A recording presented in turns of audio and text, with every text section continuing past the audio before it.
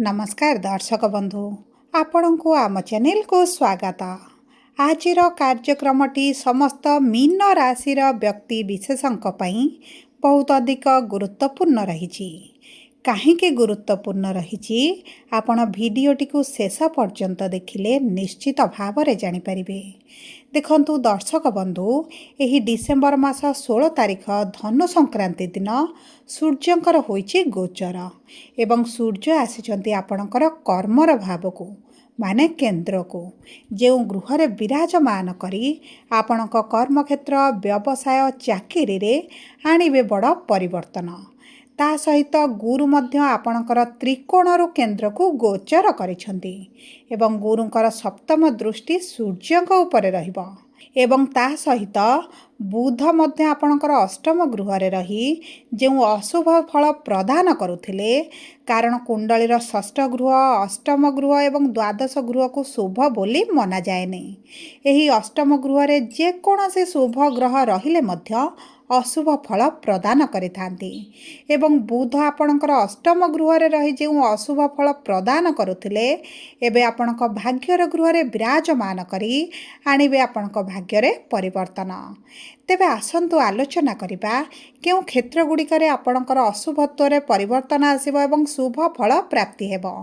ता सहित आपणकर जेहेतु शनिकर 7.5 चली द्वितीय चरण चली एही समय कौन रही चमत्कारी प्रतिकार जहाँ शनि प्रभाव आपण को रक्षा करिबो एही वीडियो रे शेष भाग रे आपण को प्रदान करिबी। सेथिपई आपण आम सह वीडियो रे शेष पर्यंत जोड़ी होई रुहंतु। एबे आसंतु कार्यक्रमटी को आग को बढ़ाइबा किंतु वीडियोटी आरंभ करने पूर्वरु जदि आपणकर भी मीन राशि होइथाए एवं आपण भी ईश्वर को आंतरिक भक्ति एवं विश्वास करती तेबे वीडियोटी को लाइक करंतु। कमेंट बॉक्स रे जय जगन्नाथ जय माँ लक्ष्मी अवश्य लिखि दियंतु।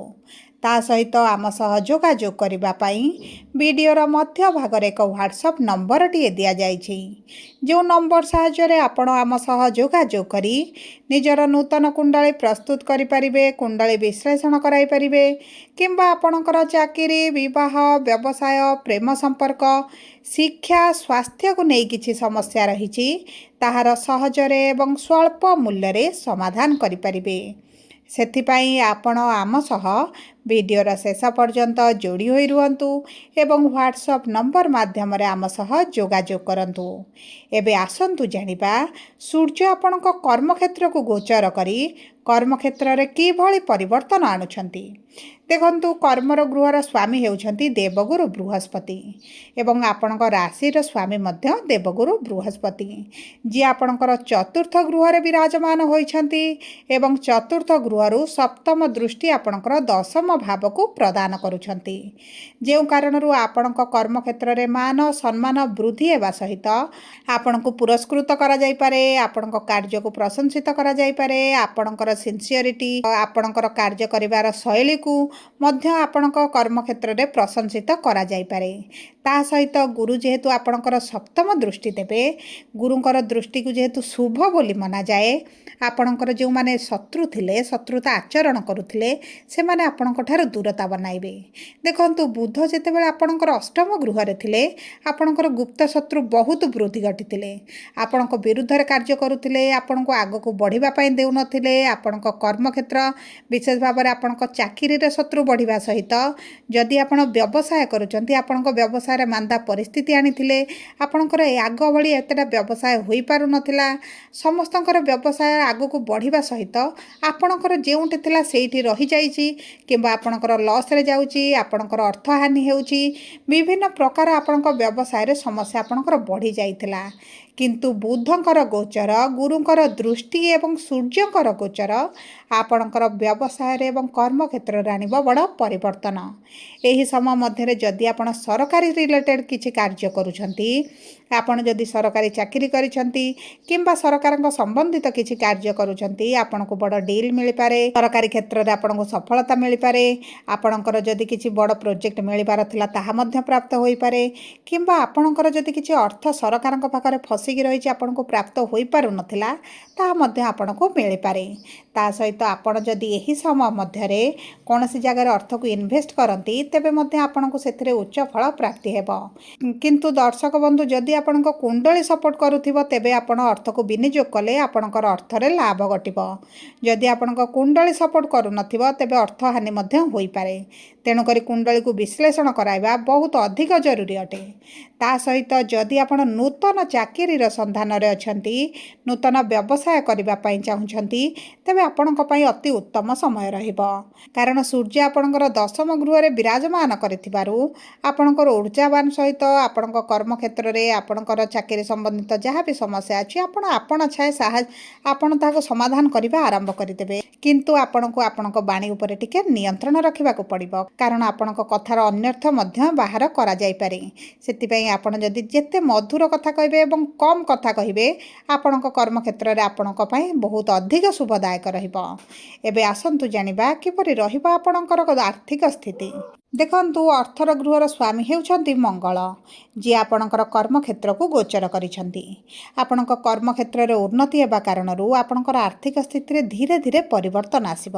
ଦେଖନ୍ତୁ, ଶନି ଯେତେବେଳେ ଚନ୍ଦ୍ରମାଙ୍କ ସହିତ ରହିଥାନ୍ତି, ଆପଣଙ୍କର ମାନସିକ ଅଶାନ୍ତି ବଢ଼ିଥାଏ, ଦୁଶ୍ଚିନ୍ତା ବଢ଼ିଥାଏ, ଅର୍ଥକୁ ନେଇ ସମସ୍ୟା ହେଉ, ସ୍ୱାସ୍ଥ୍ୟକୁ ନେଇ ସମସ୍ୟା। କାରଣ ଦେଖନ୍ତୁ, ଆପଣଙ୍କ ମନ ଭିତରେ ଏଭଳି ଚିନ୍ତାଧାରା ଆସିବ ଯେଉଁ କାରଣରୁ ଆପଣ ଅର୍ଥକୁ ବିନିଯୋଗ ମଧ୍ୟ କରିପାରିବେନି, ଅର୍ଥକୁ ସେଭିଂ କରିପାରିବେନି। ଆପଣଙ୍କର ଅର୍ଥ ଖର୍ଚ୍ଚ ହେବା ପାଇଁ ବିଭିନ୍ନ ଗୁଡ଼ିଏ ମାଧ୍ୟମ ମଧ୍ୟ ଖୋଲିଯିବ, ଯେଉଁ କାରଣରୁ ଆପଣଙ୍କର ଆର୍ଥିକ ସମସ୍ୟାଟି ନିଶ୍ଚିତ ଭାବରେ ବଢ଼ିଯାଇଛି। କିମ୍ବା ଆପଣଙ୍କର ଅର୍ଥ ଯଦି କେଉଁଠି ଫସିକି ରହିଛି ତାହା ମଧ୍ୟ ଆପଣଙ୍କୁ ପ୍ରାପ୍ତ ହୋଇପାରୁନି। ଆପଣଙ୍କ ସୁଖ ସୁବିଧାରେ ହାନି ମଧ୍ୟ ଘଟିଛି। ଆପଣ କିଛିକାଂଶରେ ଅସନ୍ତୋଷ ମଧ୍ୟ ଅନୁଭବ କରୁଛନ୍ତି। ଆପଣଙ୍କ ବକେୟା ଅର୍ଥ ଆପଣଙ୍କୁ ପ୍ରାପ୍ତି ହେବ ଏବଂ ତାହା ସହିତ ଯଦି କିଛି ପ୍ରପର୍ଟି ଆପଣଙ୍କ ବିକ୍ରି କରିବା ପାଇଁ ଚାହୁଁଥିଲେ ତାହା ମଧ୍ୟ ହୋଇଯିବ। ସେହି ମାଧ୍ୟମରେ ମଧ୍ୟ ଆପଣଙ୍କୁ ଅର୍ଥ ମିଳିଯିବ। ଏବଂ ଆପଣଙ୍କର ଅର୍ଥ ଯଦି ଫସିକି ରହିଛି, ସରକାରୀ ସ୍ତରରେ ହେଉ, ପିଏଫ୍ ପଇସା ହେଉ, ଆପଣଙ୍କର ସାଲାରୀ ହେଉ, ତାହା ମଧ୍ୟ ଆପଣଙ୍କୁ ପ୍ରାପ୍ତ ହୋଇପାରେ। ଏବେ ଆସନ୍ତୁ ଜାଣିବା କିପରି ରହିବ ଆପଣଙ୍କ ବିବାହର ଯୋଗ ଏବଂ ବୈବାହିକ ସମ୍ପର୍କ। ଦେଖନ୍ତୁ, ବିବାହର ଗୃହର ସ୍ୱାମୀ ହେଉଛନ୍ତି ବୁଧ, ଯିଏ ଆପଣଙ୍କର ଅଷ୍ଟମ ଗୃହରେ ଥିଲେ। ତେଣୁକରି ଆପଣଙ୍କ ବିବାହ ପାଇଁ ଭଲ ପ୍ରସ୍ତାବ ଆସୁନଥିଲା, ବିବାହ ଠିକ୍ ହୋଇପାରୁନଥିଲା, କିମ୍ବା ବିବାହ ଆପଣଙ୍କର ପେଣ୍ଡିଂ ହୋଇ ରହିଥିଲା, ଆଗକୁ ବଢ଼ିପାରୁନଥିଲା। ବିଭିନ୍ନ ପ୍ରକାର କାରଣବଶତଃ ଆପଣଙ୍କ ବିବାହ ହୋଇପାରୁନଥିଲା। ବିବାହର ସ୍ୱାମୀ ଯେତେବେଳେ ଆପଣଙ୍କ ନବମ ଗୃହରେ ରହିବେ, ଆପଣଙ୍କ ବିବାହ ପାଇଁ ବହୁତ ଭଲ ଯୋଗ ବନୁଛି। ଆପଣଙ୍କର ବିବାହ ପ୍ରସ୍ତାବ ଆସିପାରେ, ଆପଣଙ୍କ ବିବାହ ଠିକ୍ ହୋଇପାରେ, ମନପସନ୍ଦର ପ୍ରସ୍ତାବ ମଧ୍ୟ ଆପଣଙ୍କୁ ମିଳିପାରେ, କିମ୍ବା ଆପଣଙ୍କ ବିବାହ ମଧ୍ୟ ହୋଇପାରେ। ତାହା ସହିତ ଯଦି ଆମେ ଦେଖିବା ଆପଣଙ୍କ ବୈବାହିକ ସମ୍ପର୍କକୁ, ତେବେ ବୈବାହିକ ସମ୍ପର୍କରେ ଧୀରେ ଧୀରେ ପରିବର୍ତ୍ତନ ଆପଣ ଦେଖିବେ। ସମ୍ପର୍କରେ ଯାହା ବି ସମସ୍ୟା ଆପଣଙ୍କର ଚାଲିଛି ବର୍ତ୍ତମାନ ସମୟରେ, ତାହା ବଦଳିଯିବ। ଆପଣଙ୍କ ସାଥୀଙ୍କର ସ୍ୱାସ୍ଥ୍ୟରେ ଯେଉଁ ସମସ୍ୟା ଚାଲିଥିଲା ତାହା ତ ନିଶ୍ଚିତ ଭାବରେ ପରିବର୍ତ୍ତନ ଆସିବ। ଆପଣଙ୍କ ସାଥୀଙ୍କ ଭାଗ୍ୟରେ ପରିବର୍ତ୍ତନ, ତାଙ୍କ ଚାକିରିରେ, ତାଙ୍କ ବ୍ୟବସାୟରେ, ତାଙ୍କ କର୍ମକ୍ଷେତ୍ରରେ, ବିଶେଷ ଭାବରେ ଆପଣଙ୍କ ସାଥୀଙ୍କର ଯଦି ଦୈନିକ ଇନକମ୍ ହେଉଥିଲା, ସେଥିରେ ମଧ୍ୟ ଆପଣ ବଢ଼ତି ଦେଖିବେ। ଯଦି ଆପଣ ପ୍ରେମ ବିବାହ କରିବା ପାଇଁ ଚାହୁଁଥିଲେ, ତେବେ ଏହା ମଧ୍ୟ ଆପଣଙ୍କ ପାଇଁ ଅତି ଉତ୍ତମ ରହିଛି। ଯେଉଁ ବ୍ୟକ୍ତିମାନେ ଦ୍ୱିତୀୟ ବିବାହ କରିବା ପାଇଁ ଚାହୁଁଥିଲେ, ସେମାନଙ୍କ ପାଇଁ ତ ସବୁଠାରୁ ଭଲ ସମୟ ମଧ୍ୟ ଆସୁଛି। ଆପଣଙ୍କ ଦ୍ୱିତୀୟ ବିବାହରେ ମଧ୍ୟ ଆପଣ ଲାଭାନ୍ୱିତ ହୋଇଯିବେ। ଏବେ ଆସନ୍ତୁ ଜାଣିବା କିପରି ରହିବ ଆପଣଙ୍କର ଶିକ୍ଷା ଏବଂ ସନ୍ତାନର ଯୋଗ। ଦେଖନ୍ତୁ, ଶିକ୍ଷା ଏବଂ ସନ୍ତାନର ଗୃହର ସ୍ୱାମୀ ହେଉଛନ୍ତି ଚନ୍ଦ୍ରମା, ଯିଏ 2.5 ଦିନରେ ଥରେ ରାଶି ପରିବର୍ତ୍ତନ କରିଥାନ୍ତି। ତେଣୁକରି ଆପଣଙ୍କ ଶିକ୍ଷା କ୍ଷେତ୍ରରେ ଆପଣଙ୍କ ମନ ଲାଗିପାରେ, କିଛି ସମୟରେ ଆପଣଙ୍କ ମନ ଅନ୍ୟମନସ୍କ ହୋଇପାରେ। ଆପଣ ଯାହା ପଢ଼ୁଛନ୍ତି ଆପଣଙ୍କର ମନ ରହିପାରେ, ଅନ୍ୟ ଦିଗ ପ୍ରତି ଆକର୍ଷଣ ବଢ଼ିପାରେ, ଯେଉଁ କାରଣରୁ ଆପଣଙ୍କର ଏତେଟା ଭଲ ରେଜଲ୍ଟ ଆପଣ କରିପାରୁନାହାନ୍ତି। କିନ୍ତୁ ଗୁରୁଙ୍କର ଯେହେତୁ ପୁନର୍ବାର ଆପଣଙ୍କର ପଞ୍ଚମ ଗୃହକୁ ଗୋଚର ହେବ, ଆପଣଙ୍କ ଶିକ୍ଷା କ୍ଷେତ୍ରରେ ଭଲ ପରିବର୍ତ୍ତନ ଦେଖିବେ। ଏହି ସମୟରେ ଯଦି କିଛି ସରକାରୀ ଚାକିରି ପାଇଁ ପରୀକ୍ଷା ଦିଅନ୍ତି, ଆପଣଙ୍କ ପାଇଁ ଅତି ଉତ୍ତମ ରହିବ। ଯଦି ସନ୍ତାନ ପ୍ରାପ୍ତି ପାଇଁ ମଧ୍ୟ ଚେଷ୍ଟା କରୁଛନ୍ତି, ତେବେ ଆପଣଙ୍କ ପାଇଁ ଭଲ ସମୟ ରହିଛି। ଯଦି ଆପଣଙ୍କର ସ୍ୱାସ୍ଥ୍ୟକୁ ଦେଖିବା, ତେବେ ଆପଣଙ୍କର ସ୍ୱାସ୍ଥ୍ୟ ମାନେ ଆପଣଙ୍କର ମାନସିକ ଦୁଶ୍ଚିନ୍ତା ବଢ଼ିବା କାରଣରୁ ଆପଣଙ୍କର ବିପି, ଡାଇବେଟିସ୍, କୋଲେଷ୍ଟ୍ରଲର ସମସ୍ୟା ବଢ଼ିପାରେ। ତା ସହିତ ଯେହେତୁ ସୂର୍ଯ୍ୟ ଏବଂ ମଙ୍ଗଳ ଏକତ୍ରିତ ରହିବେ, ଆପଣଙ୍କର ଚର୍ମ ସମସ୍ୟା ମଧ୍ୟ ଟିକେ ଦେଖାଦେଇପାରେ। ସେଥିପ୍ରତି ଟିକେ ଦୃଷ୍ଟି ଦେବେ। ଏହି ସମୟରେ ବାହାର ଖାଦ୍ୟକୁ ଯଦି ଆପଣ ଆଭଏଡ଼ କରନ୍ତି, ଆପଣ ବାହାର ଖାଦ୍ୟ ନ ଖାଆନ୍ତି, ତେବେ ଆପଣଙ୍କ ସ୍ୱାସ୍ଥ୍ୟ ପାଇଁ ବହୁତ ଅଧିକ ଭଲ ରହିବ। ନଚେତ ଆଲର୍ଜି, ଇନଫେକ୍ସନ୍ ଭଳି ସମସ୍ୟା ମଧ୍ୟ ଆପଣ ଦେଖିପାରନ୍ତି। ସବୁପରେ ଆପଣ ଆପଣଙ୍କର ଅଶୁଭତ୍ୱକୁ ଦୂର କରିବା ପାଇଁ, ଶନିଙ୍କର 7.5ର ପ୍ରଭାବକୁ କମ୍ କରିବା ପାଇଁ ଆପଣ ପ୍ରତିଦିନ ଶନିଙ୍କର ବୀଜ ମନ୍ତ୍ର 108 ଥର ସନ୍ଧ୍ୟା ସମୟରେ ପାଠ କରନ୍ତୁ। ଗୁରୁଙ୍କ ବୀଜ ମନ୍ତ୍ର 108 ଥର ପାଠ କରନ୍ତୁ। ସୂର୍ଯ୍ୟଙ୍କୁ ପ୍ରାତଃ ସମୟରେ ଜଳ ଅର୍ପଣ କରନ୍ତୁ। ତା ସହିତ ପାଖରେ ଗୋଟେ ହଳଦୀ କଲରର ରୁମାଲଟେ ରଖନ୍ତୁ କିମ୍ବା ହଳଦିଆ ବସ୍ତ୍ର ପରିଧାନ କରନ୍ତୁ। ହନୁମାନ ଚାଳିଶା ପ୍ରତିଦିନ ପାଠ କରନ୍ତୁ।